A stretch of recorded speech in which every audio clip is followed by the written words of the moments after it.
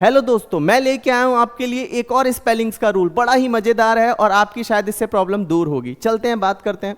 देखिए, आपको पता है कि जनरली स्किलफुल हो, फुलफिल हो, या फिर हम लोग फुल को किसी में ऐड करते हैं तो आपने देखा होगा फुल को किसी में ऐड करते हैं तो सिंगल एल हो जाता है। तो मैं आपको एक बात बता रहा हूं कि फुल कभी भी किसी में ऐड होगा किसी दूसरे वर्ड में तो वो सिंगल एल हो जाएगा। ये जो यहां पर एल प्लस एल एल ये ऐसे करके लिखा है, इसका मतलब क्या है मैं ये बता रहा हूं। कभी भी दो वर्ड हैं जिनके लास्ट में डबल एल आ रहा है और एक दूसरा वर्ड है जिसके लास्ट में डबल एल आ रहा है, अगर हम उन लोग को उन ऐसे वर्ड्स को दोनों को एक साथ लिखेंगे तो क्या स्पेलिंग बनेगी, इसी को लेकर के मैं यहां पर समझाने की कोशिश कर रहा हूं।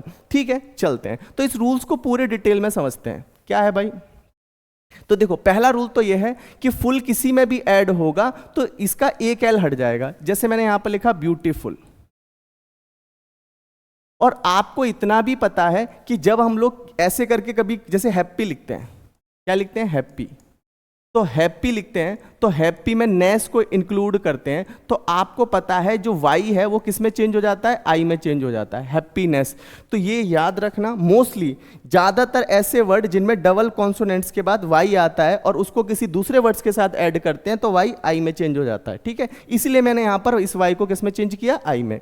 अब इतना और समझते हैं इसी को। तो एक चीज़ रूल्स क्या समझ में आया कि फुल को किसी भी वर्ड के साथ ऐड करेंगे, एक नया वर्ड बनाएंगे तो वहाँ पर फुल में से क्या होगा? एक एल रह जाएगा, एक एल हट जाएगा। इतना क्लियर है?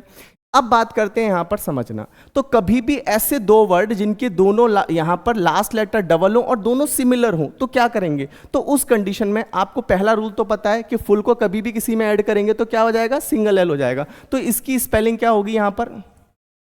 स्किलफुल, ये हो जाएगी। तो क्या ये वाली स्पेलिंग सही है? बिल्कुल सही है। तो मैं अब एक और तरीका है, जब ऐसे दो वर्ड होते हैं ना, दो वर्ड को ऐसे कनेक्ट किया जाता है तो दोनों में से एक एक एल भी हटा सकते हैं। तो कहने का मतलब यह है स्किलफुल की जो स्पेलिंग है वो ये भी हो सकती है। तो दोनों में से एक एक एल हटा दो या फिर फुल में से एक हटा दो, ये बिल्कुल सही है। तो चाहे आप ऐसे लिखो या ऐसे लिखो, बिल्कुल भी गलत नहीं है। अब बात करते हैं नीचे वाले की, फुलफिल की। तो इसमें से देखो, फुल में से तो एक एल हटेगा ही हटेगा, तो इसकी एक स्पेलिंग क्या हो जाएगी? Full fill. ठीक है, ये हो गई। अब इसको दूसरे तरीके से कैसे लिख सकते हैं?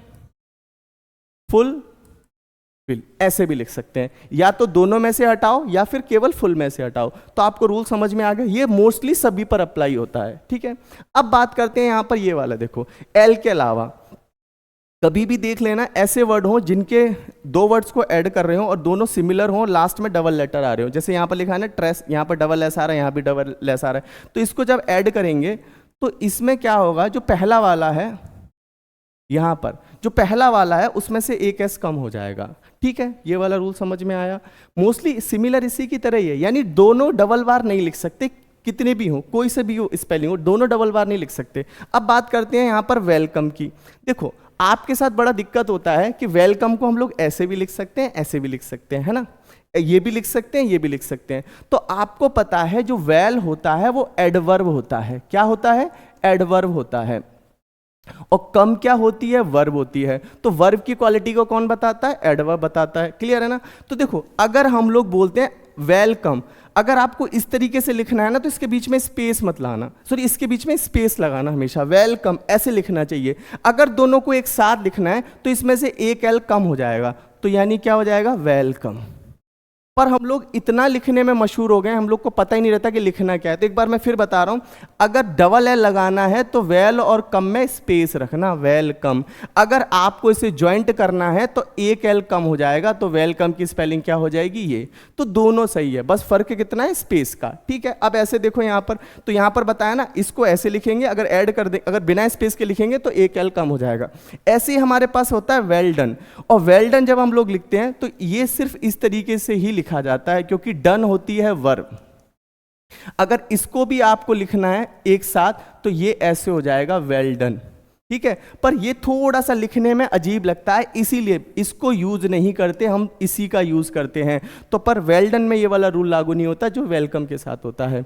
तो भाई मैं एक बार फिर बता दूं कि वेल को अगर डबल एल लगाना है तो स्पेस रहेगा, अगर डबल एल नहीं लगाओगे तो स्पेस नहीं रहेगा। ठीक है, तो ये वाला रूल्स आपको समझ में आया होगा मुझे लगता है। ऐसे ही और मजेदार वीडियो मैं आपके लिए लेके आऊंगा। धन्यवाद।